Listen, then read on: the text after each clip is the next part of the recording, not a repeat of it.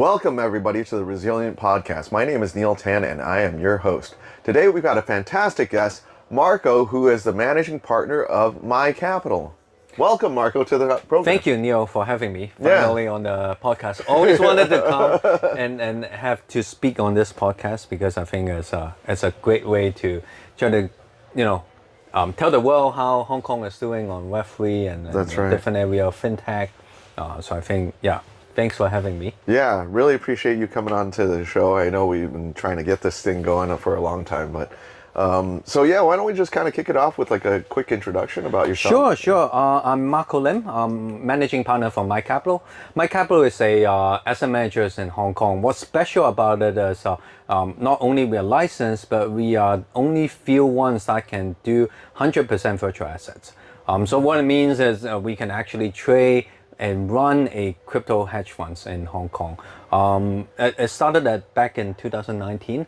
SFC come up with a regulatory framework for asset managers who wanted to participate in crypto industry, who wanted to trade crypto. But at that time, they restricted to, your GAV can only trade up to 10% of your GAV that can be crypto. Right. So 90% is still like traditional finance instruments. Right. You need a special approval, and that's where the special license, what we call a uplift virtual asset management license, it's about. So you need to get approval from the SFC in order to manage 100% GAV. The GAV is gross assets. Gross asset under Yes. So if we kind of back it all the way up for a lot of people that are not, familiar with Hong Kong regulatory, if you can take it all the way up to like the regulator frameworks, the different regulators, and then also the different types of licenses, because some people will say, well, what's the difference between you and a VATP, a virtual asset trading platform, yes. right? Thanks for bringing this up, Neil. So Hong Kong have like 11 now different type of license. It goes to broker dealers, and then you have future trading license, FX trading license, you have advisories license, then you have corporate finance license, and you have exchanges license, which are the dark pool exchanges matching, and then you have the type 9, which is the asset management license under the framework as well. So they put it into different categories, depends on what financial instrument you are trading or you're dealing with, or the activities you are doing. So in Hong Kong, particularly for virtual asset, right now there's an exchange license, which is they call a Type 7 and Type 1 license. It's a combined license that you can do virtual asset dealing and exchanges license. So that's where Hashkey and OSL got. Right. And then you have the broker dealers license, which is the Type 1 license. Okay. So the Type 1 license is for broker dealers who want to connect to the exchange, which are OSL and Hashkey. So the first one who got us is, remember, is Interactive Brokers. Okay. So Interactive Brokers act as a agency who connect with a exchanges, which is approved by Hong Kong SFC, and then use that broker dealer license to distribute virtual assets to retail clients and professional investors as well. Right. For the last part, which are my license, are the asset manager license. So asset manager license is what we call a collective investment scheme. That's include the ETF, which are the public fund as well. So recently Hong Kong launched a ETF, which that will fall into that category. For us, we run more like a hedge funds type of trading activity. So that would be more a kind of private funds and also for professional investors only. So that's a Type 9. That's a Type 9. That's a Type 9. And so, if we kind of look at those, like the 1, 7, so we said OSL and Hashkey are 1 and 7. How many folks are inside of that Type 9 that you know of? Like right now it's about numbers. 18. 18. 18. Yeah, 1/8 of them. 1/8 of them are doing 1/8 of similar. them. And let me give you numbers of how many actually have the Type 9 license in Hong Kong. There's about 2,000 Type 9 license. Overall. In TradFi, all together. Yeah. So there's 2,000 licenses. Yes. It's crazy amount. Right, compared to Singapore, UK, or whatever, that jurisdiction number of licenses is a lot. And broker dealer itself is over 1,000 licenses. Right. So there's a lot of broker dealers. Right. So the percentage of people actually involved with virtual asset from the TradFi world is still very small Very, amount. very small. Very, very small. So that's good for you then, in a sense. But we welcome, in order to build this ecosystem, Right. I welcome more people to join, right? They Sure. have different aspects to bring to the table. I think that's important. But of course, I think the growth rate is still relatively small. But I think the biggest breakthrough this year is Hong Kong launching our own crypto ETFs, which are available to public. So Right. which are the retail mom and pop, which can directly access crypto now.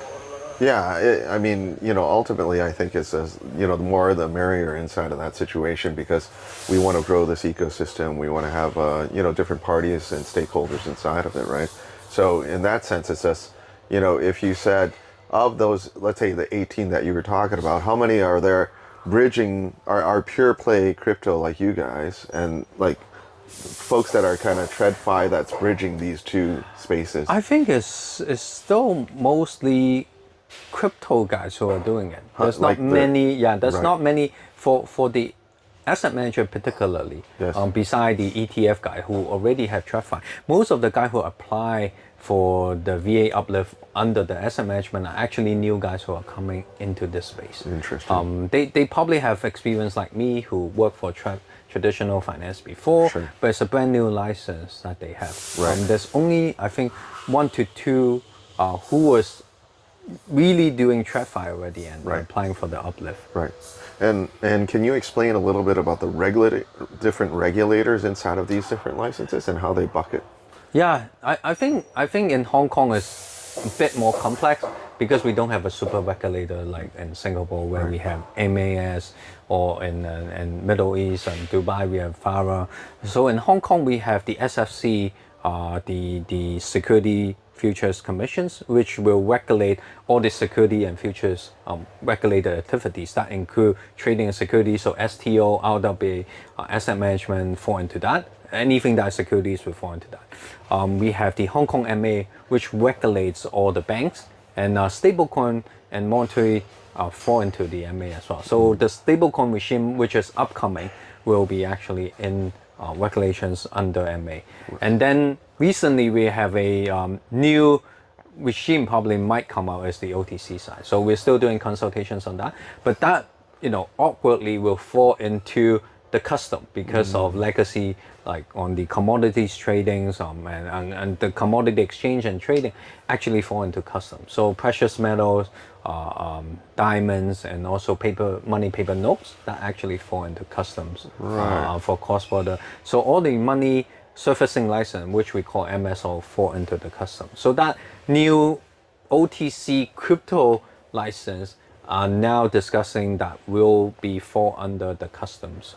Right. So it got a bit complicated. So when foreigners come to Hong Kong and say, hey, I want to apply for a license, That's right. they say, oh, what license should I get, or how do I approach that? So first of all, then they should ask themselves what kind of activities are they engaging in Hong Kong. Right. And from there, then they'll figure out, okay, I need license A, B, and C, and that's at agency 1, 2, 3. Yes. It might be different agencies that are Different agencies, or who different are doing regulators that are approaching that. So Yep. yeah, that's clear now.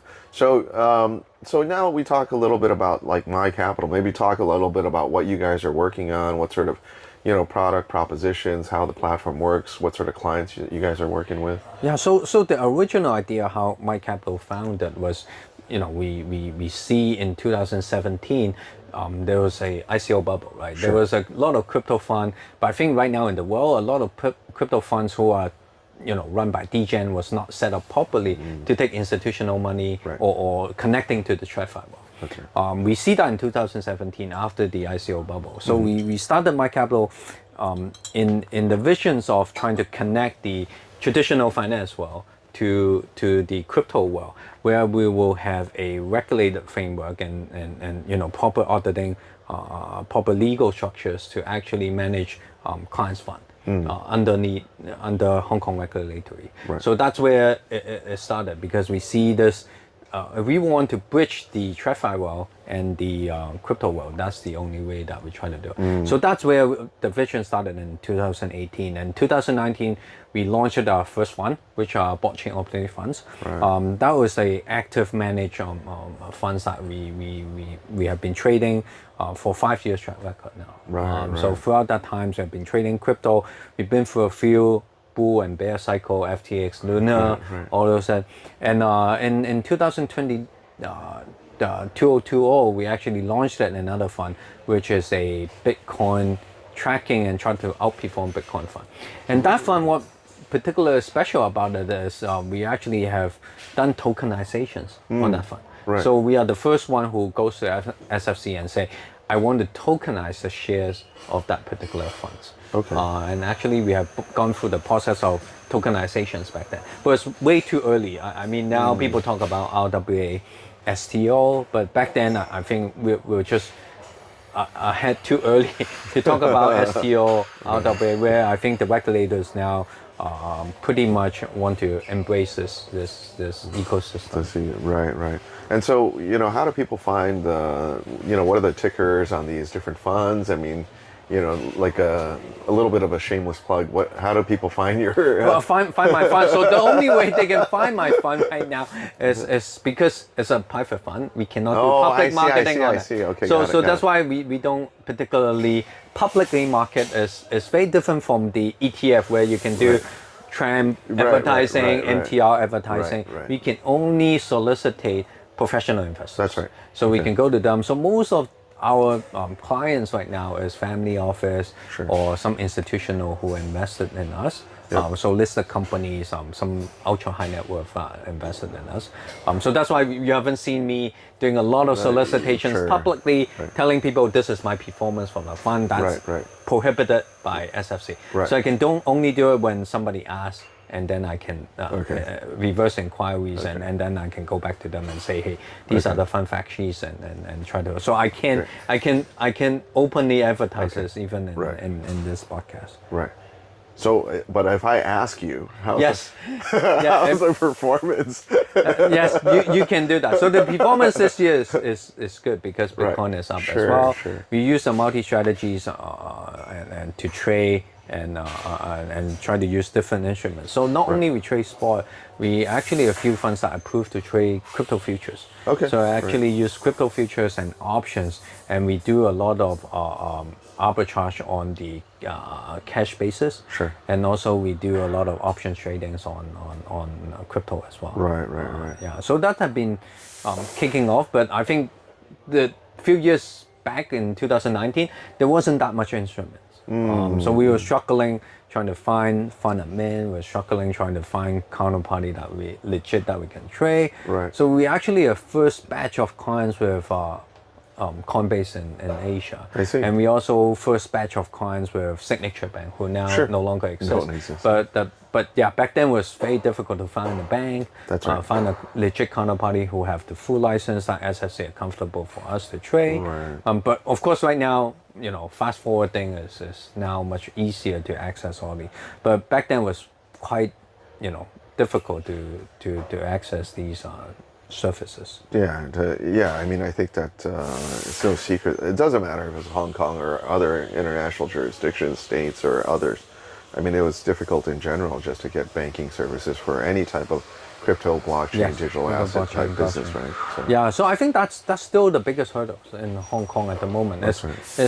I know the regulator have been trying to push, alongside with MA, trying to push banks to open up more account for crypto players. But I think, they let the banks decide, it's a risk return, whether it's profitable to bring them on. But after the banks do a lot of evaluations on it, it's not justifiable to take on that much risk, but the return isn't justifiable to them. I mean, it's just kind of like, parents talking to their kids. It's like, we suggest you eat vegetables, but the kids will sometimes don't want to eat them. Don't want to eat them. So yes, it's a difficult part. But fast forwarding, like after launching the two funds, we realized the business model have kind of changed it a bit by just managing our own risk.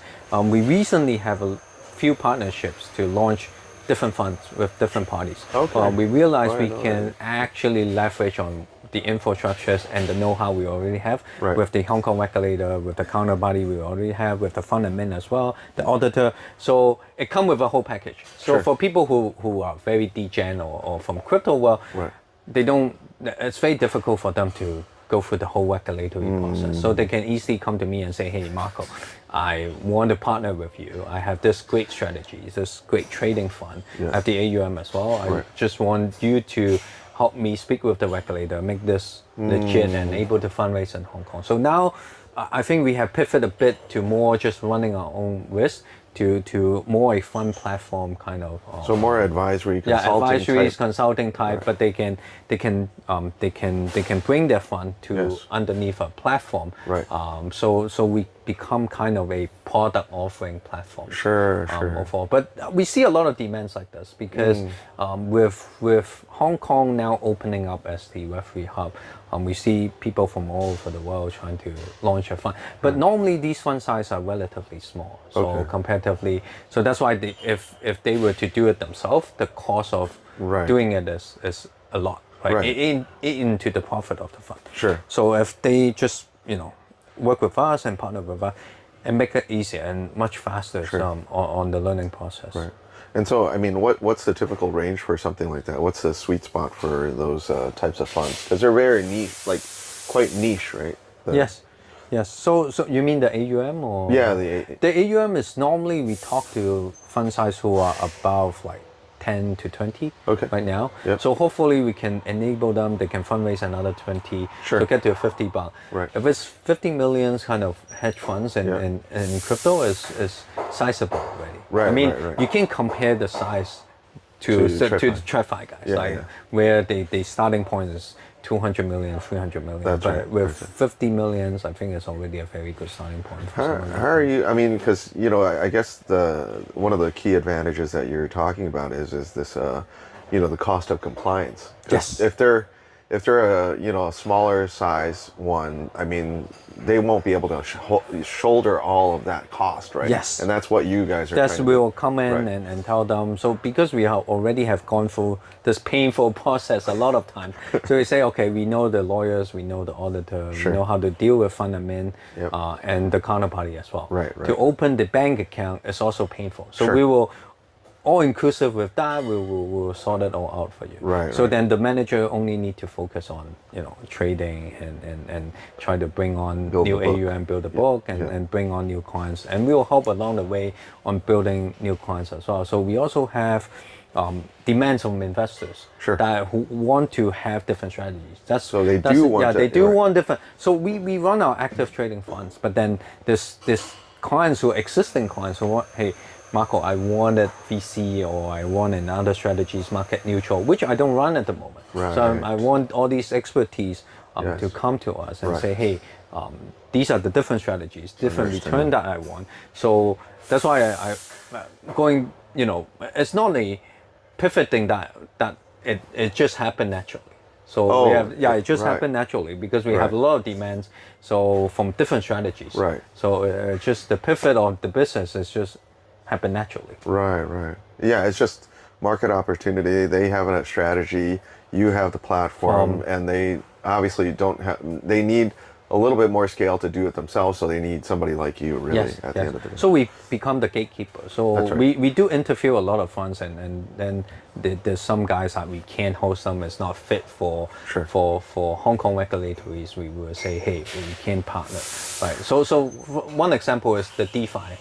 Okay, Trading. sure, So yeah, for yeah. people who are like DeFi trading right now Right, under the Hong Kong regulatories, there's no way that the regulators can face a DeFi trading counterparty at the moment. Not going to happen. Not at the- Not not even at if the you're moment. doing PI stuff. Yes, not even PI. Right, Because they right. cannot do KYC AML or counterparty risk due diligence on the DeFi counterparty. I think that's still it's still a problem unsolved at the moment. But I Right. think for trading purposes, for the strategies in CFI, it's already enough for trading. Right, to right. capture that return from crypto markets. Right. So that's basically other strategies that you guys are trying to employ. Obviously, doing your own funds, bringing on additional funds. any other sort of, are you guys doing also like tech stack type implementations as well, or like, because you have a lot of different levers to pull, but it just depends on whether you want to, right? Yes, yes. That depends on, but I think going forward, as how we see it is, there's a business model in TradFi like 0.72 Millennium, Yeah.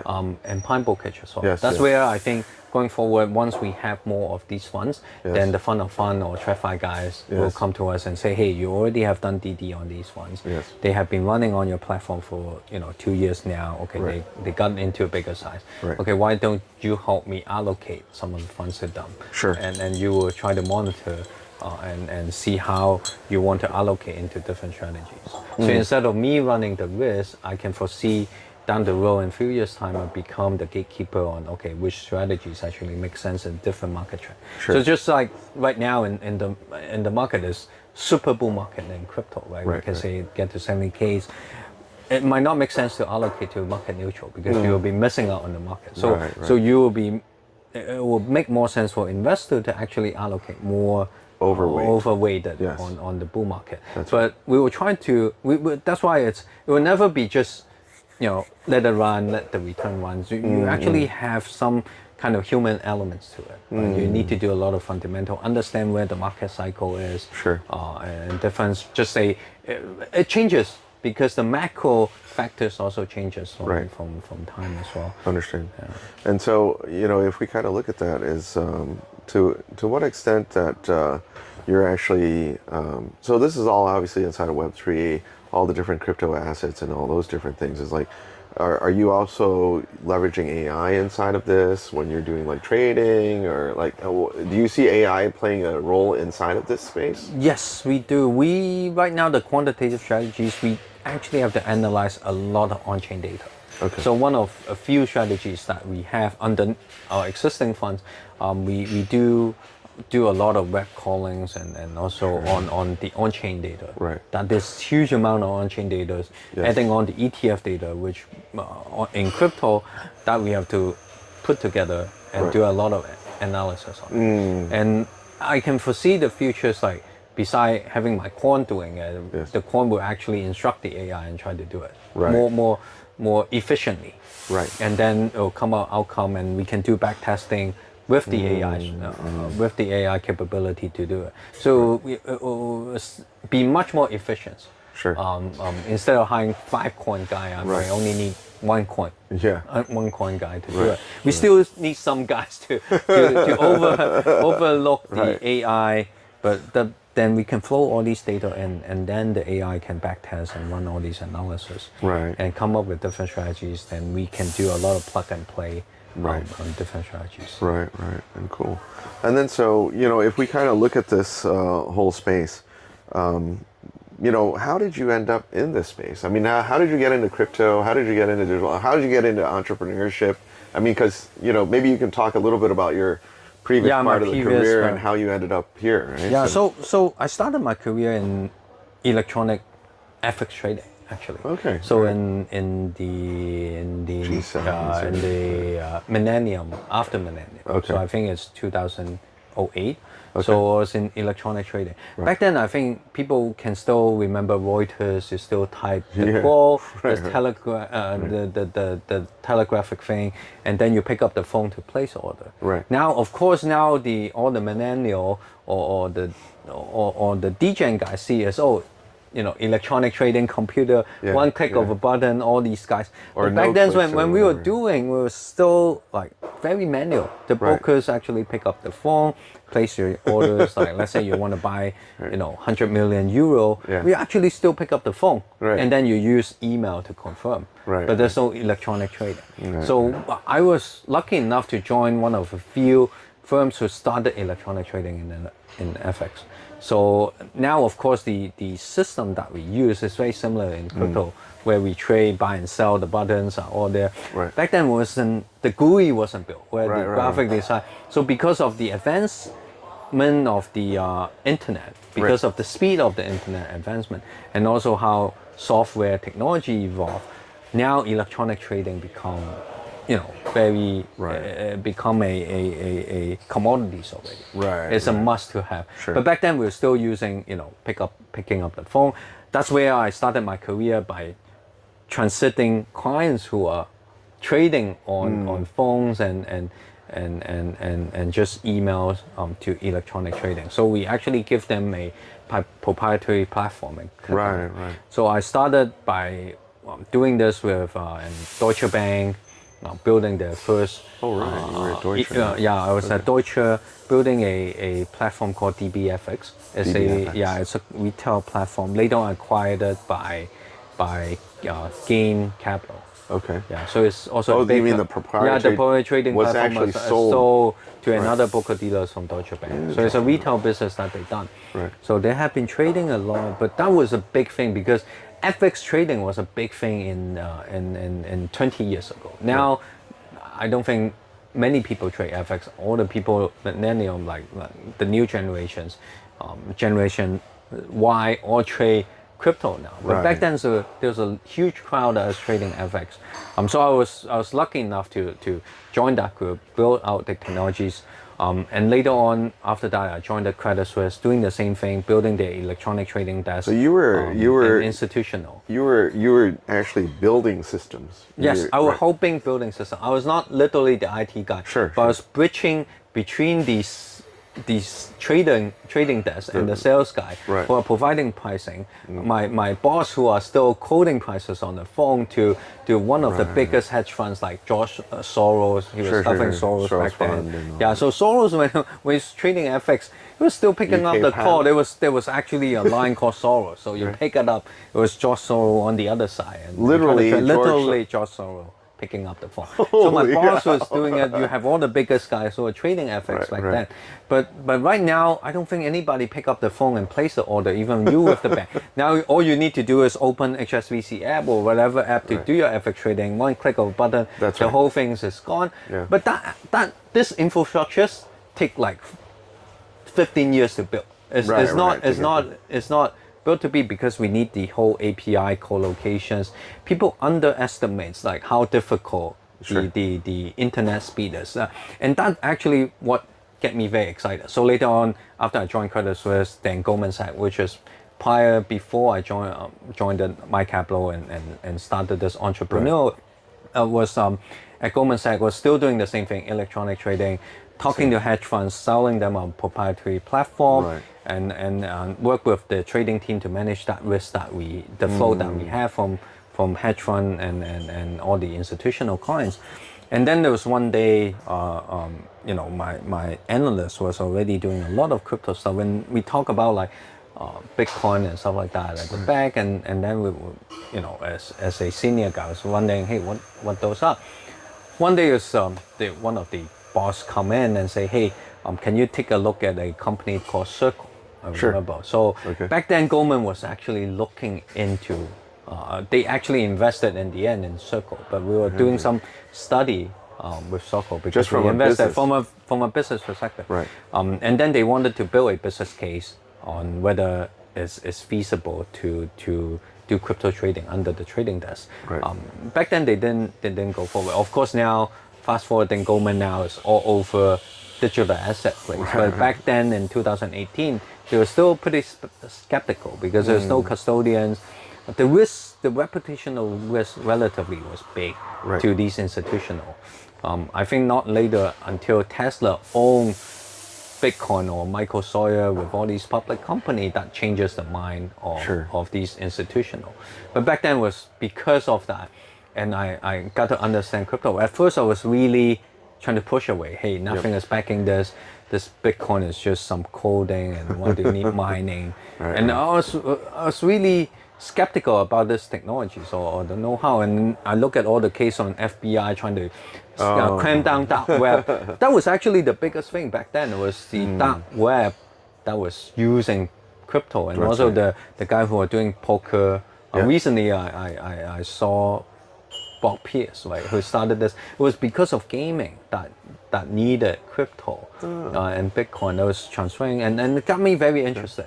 So in 2018 late, quit Goldman, and then I see the opportunity working with my partners on really looking into this asset class, and that's how it got me interested. And I think that actually throughout my financial career, I was like going to work every day, was looking in the market on FX. Euro dollar, GBP will never change, right? RMB will forever be there. Yeah. But this is something new. Yes. So we said every day the prices change on euro, but there's no new innovations coming out from it. But then but when I look at crypto, hey, actually there's some use case on it. So it got me very, and this community have been getting a lot of tractions. Yes. I mean, and then I got very interested, and I jumped in and changed and didn't look back.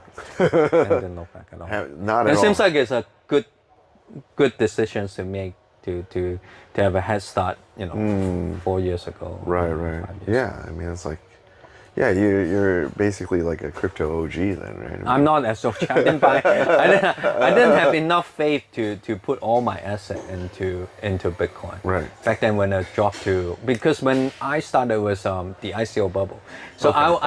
I got a bit scared because it gone to 19,000. Yes. And all the way back to 3,000. Yeah. And then I see all the miners were suffering. They were all shutting down mining facility because it was dropping so low back then. Right. I didn't have the guts to go in at 3,000 or else I'll be a billionaire now. But did have some small allocations, but the allocation wasn't that big. Right. So that's why it's sometimes it's a belief. I still have holdbacks on like how to allocate the portfolios. Like I might only have 5% or 10% of my asset in crypto, but I think most of the degen guys have like 90% or 80% into it. Right. So when the bull market Super comes, they capture most of it. Right. So I think we are the more conservative guys. But I right. think the TradFi guys are more conservative, even more conservative in some way. Yeah, super. Yeah, I mean, if you kind of look at the trade file, so at what point, so you used to pick up the phone, call these guys, make the trade, Yes. and then you started to go into digital, so there was like a digital interface. At what point in time did you transition into algo trading? There was always algo trading. So back then in the bank, when I started, there was no algo. It's human trying to hedge the trade for the client. So let's say the clients buy 100 million euro, we might not buy 100 million in the market. We might buy 50 or 30, depends on the market view. Right. It was back in Goldman, where they have a black box proprietaries, where they actually can have algorithm to hedge the trade automatically. Oh, there was. There was already. Right. Back in. So but that was back at Goldman days. There were already some electronic trading. Right. So one of the biggest guys like Renaissance, who is one of the biggest earliest algo traders in the world, is they use there's no human trader that actually will do the API connection and trade with us directly and make the decision directly. So AI trading or AI trading wasn't that, or algorithm trading isn't that late. It was way earlier. Maybe 2015-ish? Or Yes, 2015-ish. Okay. Even. Of course, it's not sophisticated because the data set wasn't there. Right. So I think AI trading come with the whole suite of data set. You need enough data points to make the decisions. You need to throw enough data for the AI to make a corrective decisions. That's right. But back then, I think the storage of data is still very expensive. That's why bank was having a huge advantage, because back then the server, everything, the bank can afford. Well, like we talk about one server, let's talk about millions of dollars just for the server. One server. Yes, one server. We need to put the server very close to the trading venue. So the co-location, the speed of it. So it's very dumb, right? It's actually the physical locations of it. So which we call co-locations. That if you're closer to the trading venue, you have advantage of pricing and speed as well. But with internet evolving, with decentralization, that advantage have been gone. Right. So that's why I was looking at it like one day into crypto and all these. Of course, Bitcoin is very early stage, but if you look at Ethereum smart contract and Solana, how it's done, it's amazing. That co-location, that solved the entire issues of internet speed, because then you can confirm the trade with different part of the world instead of sending that signal back and forth. That's right. Yeah. So I mean that actually changed my mind, and from that onwards, I think it's not a financial. I always treated crypto as a financial asset. Sure. But after looking at the technology, I treat it as a technology, a protocol, rather Right. than a financial asset. Right. I think most of the mindset right now, when I talk to who are from TradFi coming into Web3 space, the problem is the mindset is still treating crypto itself as a financial asset. Right. Right.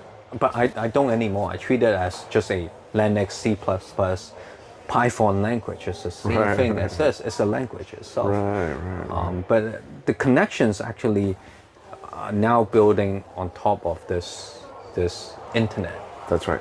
Yeah, it's already integrated into big the internet space. So if we look at kind of the sort of the transition from sort of like corporate into entrepreneurship, like what sort of key learnings did you have in that sort of that you can share to folks that are looking at that as well? I think try early. I've started late. I Oh, you think you feel like you started I late? feel started late. Right. You really need a lot of energies to do it. Like really have to put. You're 100%. still super energetic. I'm still You sound super, like but you're like acting like you're 80 years old or something. But if I'm 10 years or earlier, Yeah, I could have done even more. Like All going right, out, like pointing, having. I think that the entrepreneur barrier.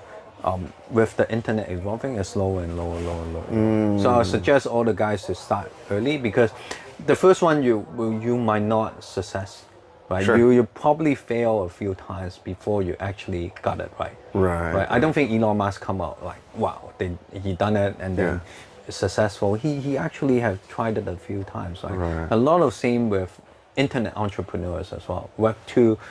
Web3 entrepreneurs as well, they must have started multiple times before they got it. The earliest you started, every time is a very valuable. It doesn't matter if it's successful or not. It's still the experience is valuable. Right. You cannot put a value to it. Right. And I think that's where I'll try to get most of the young guy to start early. If you have an idea, do it. Right. Right. Don't wait until it's too late because somebody might steal your idea or they will do it anyway. Right. Other people end up taking off. What's I guess as far as like working with like different teams or pivoting the business. I mean, have you gone through a bunch of different pivots inside of it? As you guys kind of went through the journey. I think one of the there's one of a good suggestion is. Don't be afraid to pivot. I think when I look at because now I'm mentor at Cyberport as well, and looking a lot of projects from the VC perspective, I do some fintech investment myself. I think pivoting is actually good. Don't pivot too frequently, but do pivot when it's necessary. I think the market now keep on changing. What's the trigger to pivot? What do you think is the trigger for somebody to pivot the business model? When you see opportunities there, and then if you don't pivot, you'll miss it. Then you should pivot, and the customer will already tell you. Just like how we pivot into just running our own fund and risk into more partnership models, into more fund platform. It just happened naturally. Right. But a lot of the founders, which I found is that I'm not going to do this. It's a different business from what I do. But if you pivot, is actually the right way because somebody is leading you to that already. There's recently a custodian, I don't put the names, had pivot to do stablecoin. And I think it's same thing for Circle. Circle started, when I studied, Circle was a OTC desk, purely OTC business for crypto. Circle started not doing stablecoin. It was halfway, they actually have done an exchange called Poloniex, sold to Justin Sun. And later on, they actually pivot to do stablecoin. They didn't start to do stablecoin. Circle originally started as a OTC crypto trading on-off ramp. That was the need. Back then all the need was nobody can do on-off ramp. Circle was the only guy that have bank account with I think Silvergate or Signature, and they are able to do the on-off ramp for the whole U.S. market. And globally as well. But I think naturally you will see that pivot. And don't push away that pivot.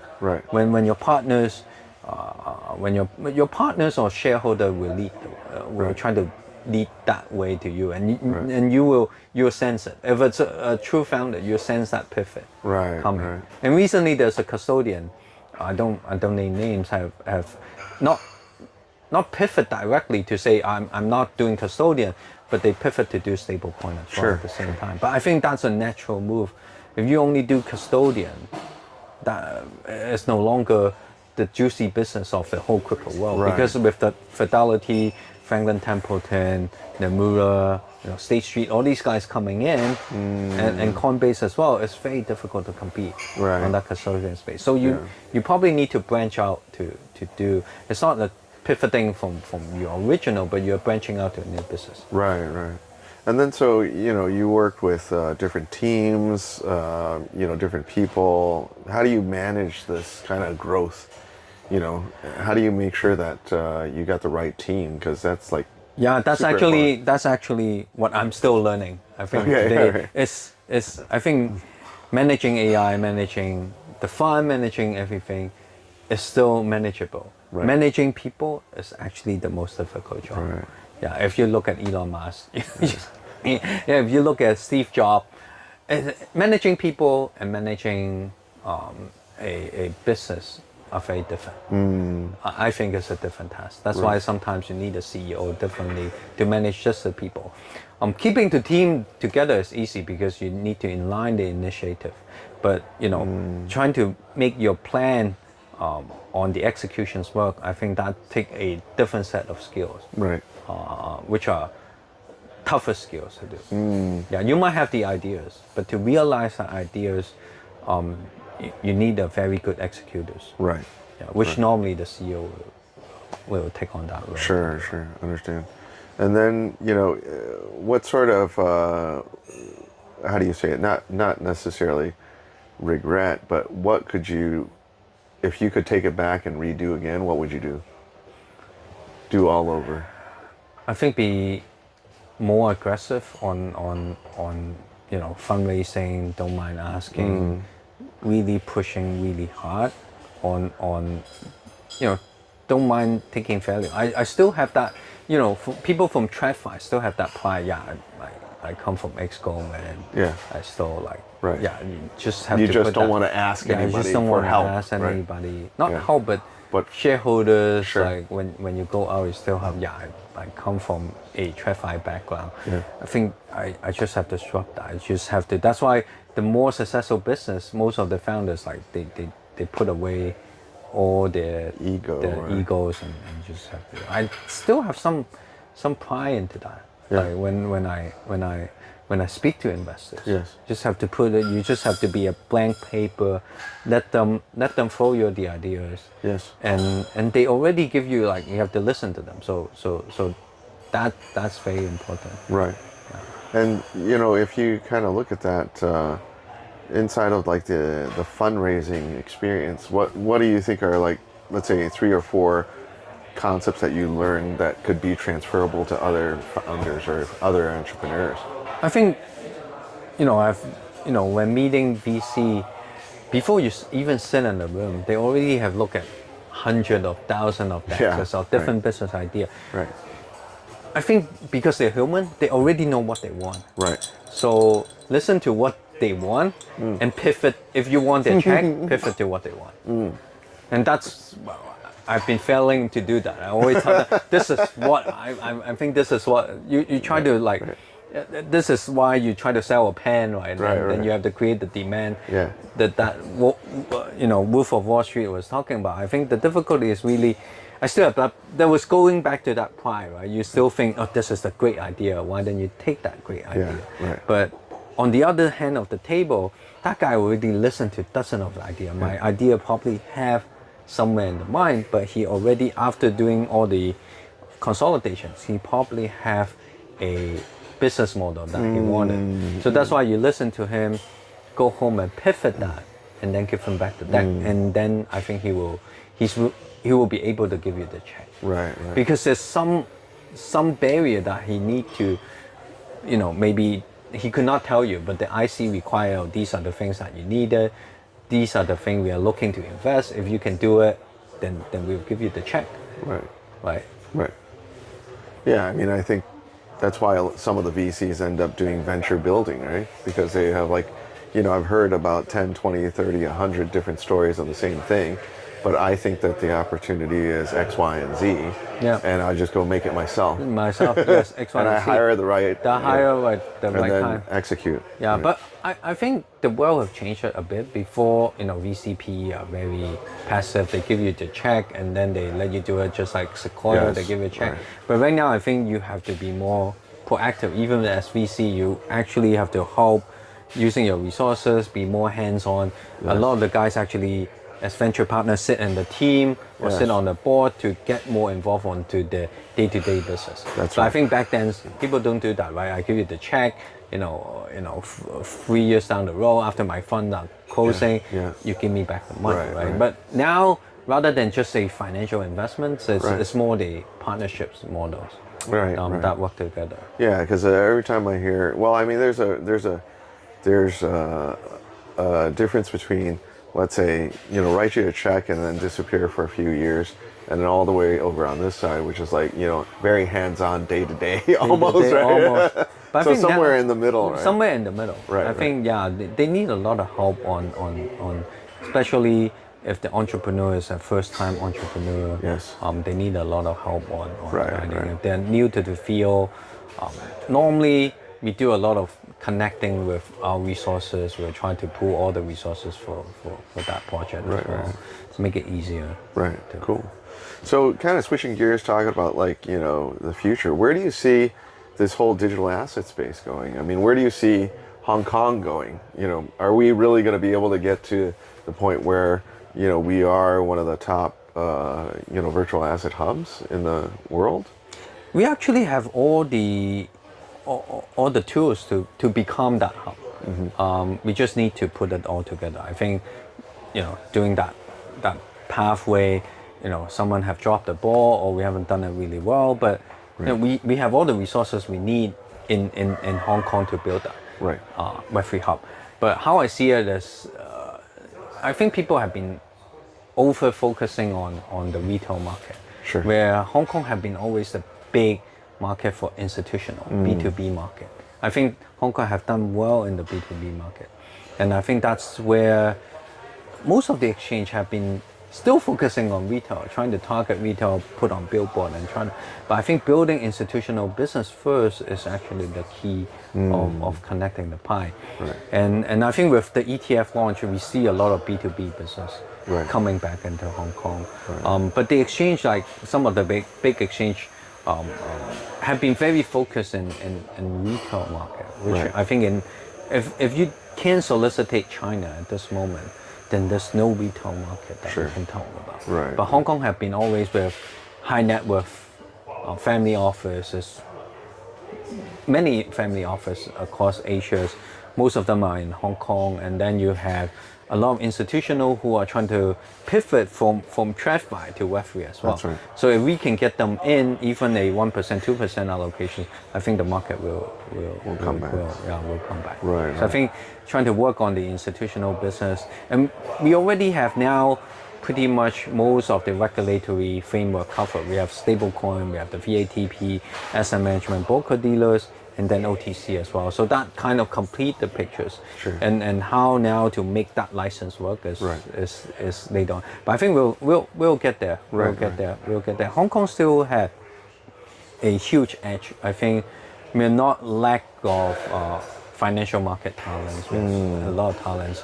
We might be lacking a bit of tech talents, but that's where China can kind of compensate and help on that. So I think from that angle, I'm pretty confident that we can.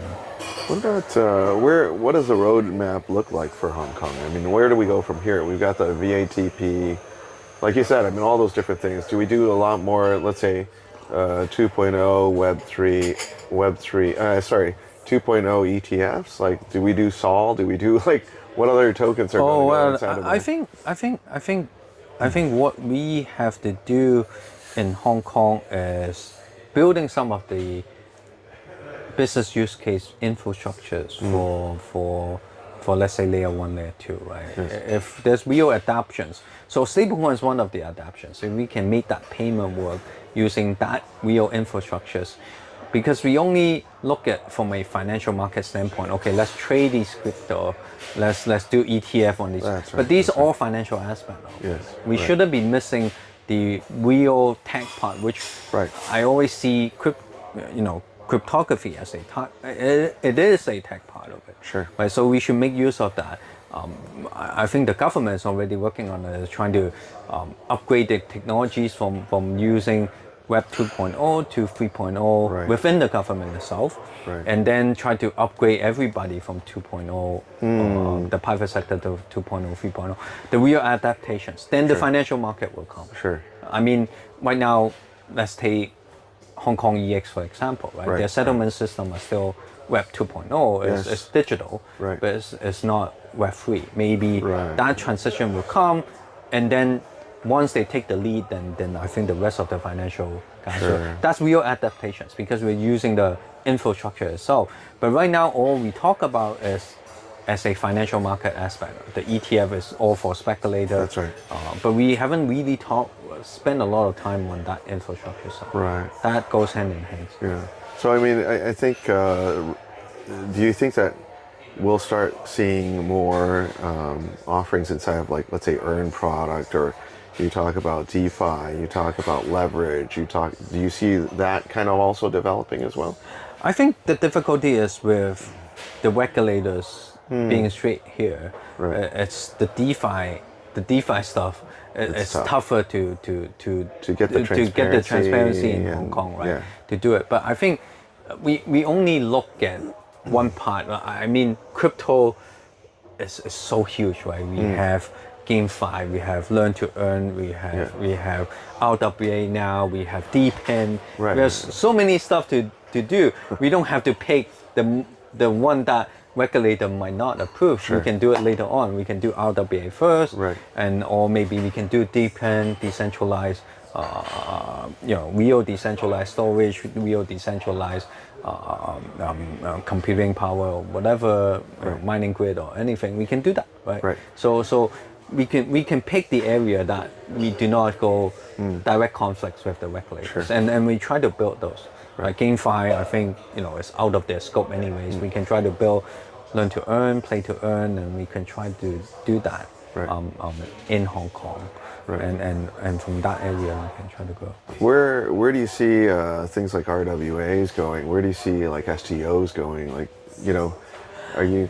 Yeah, I think it's very positive in Hong Kong because RWA STO is classified as securities. So already everything already fall under the framework. This is what the infrastructure that I talk about. Sure. The underlying is the securities, Yep. but the infrastructure that we're using to build RWA is blockchain itself. So that atomic settlement can be done using blockchain with the RWA. So using this, we can tokenize all the securities that we have, moving that from a Web 2.0 technology to a Web 3.0 technologies. Sure. I think once that's done, then you later on you can connect with global DeFi, or you can do a lot of things with it. Right. But right now, if you started with DeFi, I think it's just harder. Too difficult. Yeah, too difficult. Start with Right. RWA STO where the regulators are comfortable first, Right. and then slowly evolve into that. How do you get the market behind that? Like, because I hear all the time, it's like the challenge is the other side of the trade for that, right? Or how do you market make in that? Or